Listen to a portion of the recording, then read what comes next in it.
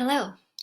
I wanted to just talk to you a little bit to explain what I'm putting on Google Classroom for you guys for the next few days, and then also kind of what the next couple weeks are going to look like.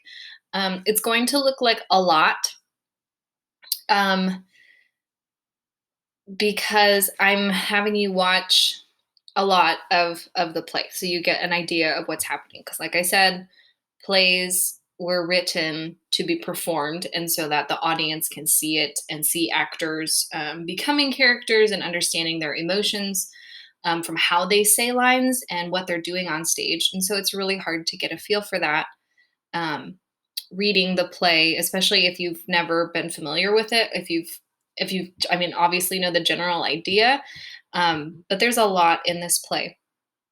So that's why I have put a lot of different video clips from Edpuzzle, because I just want to make sure that if you're not taking the time to read um, and do the questions by reading, that you're at least watching, and I can hold you accountable to getting some of those characters and some of that action of the play in to understand what this play is about. So I just wanted to quick show you. So if we look here is what I posted. Let's do a spotlight. All right, so I posted the reading schedule. So this is going to tell you what acts to read when. So some of them are going to be, it's kind of a rolling thing. I'm not going to post the due assignments until they're kind of scheduled. If you want to read ahead, if you have time and you want to knock stuff out, feel free. Also, if you do have access to one of these movies all the way through, either the 1996 one or the 1968 one, feel free to use it. I think because Amazon Prime has one of them, and then I think for a while Netflix had one. So if you can find it to watch the whole thing, great, because then you can kind of see the progression of characters. But I'm going to be going back and forth between the two. But anyway, so as we go through this reading schedule, that's what the video clips are for. So it's not to give you more work, it's to help you understand what's happening. So with each act, so you can kind of fill this out as you're watching each act. So we have each act questions. So right now I have Act 1 questions posted. So what I recommend doing is in one browser, have your questions in a document. So let me pull this out. And we'll shrink it up. So I recommend, come here, kind of splitting your screen. I think there's an easier way to do this than what I'm doing it right now, but whatever, you guys can do that. So just to get the idea. So you can go like this, okay? So we have all the questions that go along with Act 1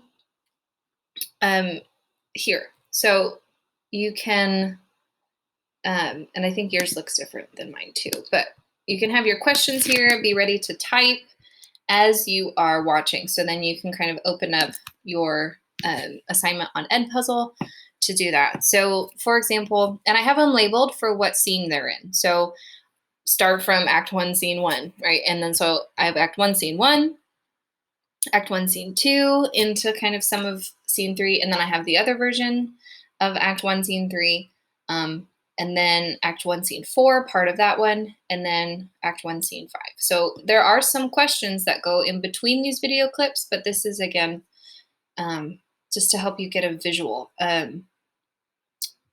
So when you're going to be watching it, you can watch it and then go through and see which questions maybe you can answer from the video clips, and then maybe fill in the gaps with the text, because then you kind of have a picture of what that scene is already.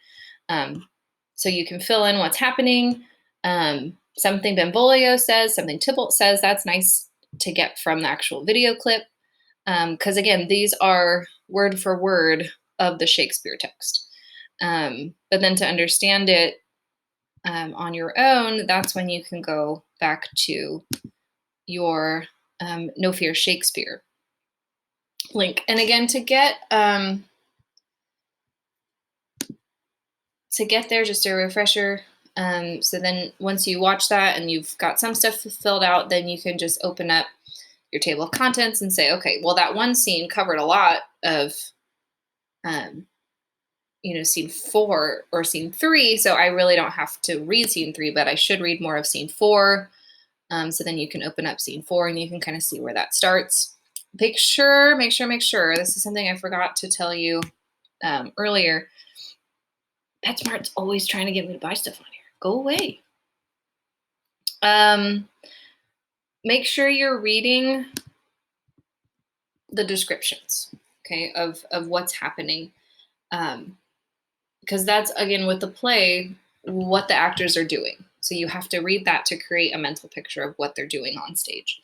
So then you have some of this, and then it moves into some of the stuff from the video clips. But again, I know it looks like a lot, and it kind of has to be, because otherwise we would be doing this all in class together. So now, sadly, you have to do it all on your own. That's why I'm trying to get you to watch as much as possible instead of having to read a lot. So I hope that works out okay. So I think that's it for now. Again, if you have any questions about this, please let me know. There's going to be a character chart that we're going to fill out later.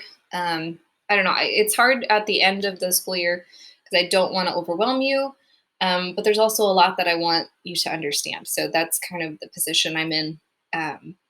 So I feel like you guys aren't getting my best, and this is one of my favorite plays ever. So anyway, now I'm rambling, and now we will stop. But again, email me with any questions, or if you need to do a video chat, Google Meet during a focus time, that totally works too. So just let me know.